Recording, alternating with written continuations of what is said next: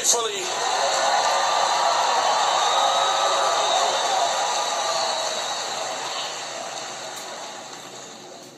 And so what I want to talk about for the few minutes that I have is from the subject heading, God's going to make you laugh. Write it down, sir. Write it down. You're like, that's good. I ain't going to write it down. I'm going to remember. God's going to make you laugh.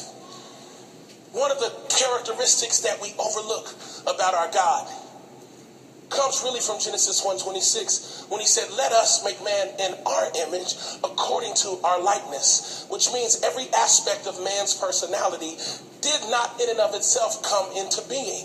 It is but a shadow of the original intent of the Creator himself, which means inside of God is a laughter, a joy, a purity of laughter. I'm not talking about foolishness or coarse jesting or dishonorable talk. I'm not talking about that.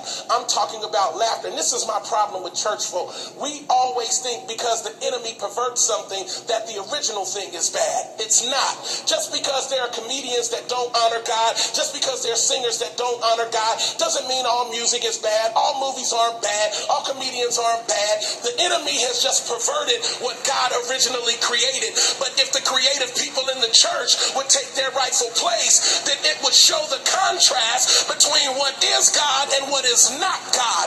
I'm telling you, God will breathe on your book if you move. God will breathe on your idea if you move. God will breathe on your song if you'll write it. God will breathe on those guitar lessons if you'll take them. God will breathe on your piano lessons if you take them. Stop waiting on somebody else to mess up to take your place. You need to go get it. Don't wait on somebody else to fail so that can elevate you.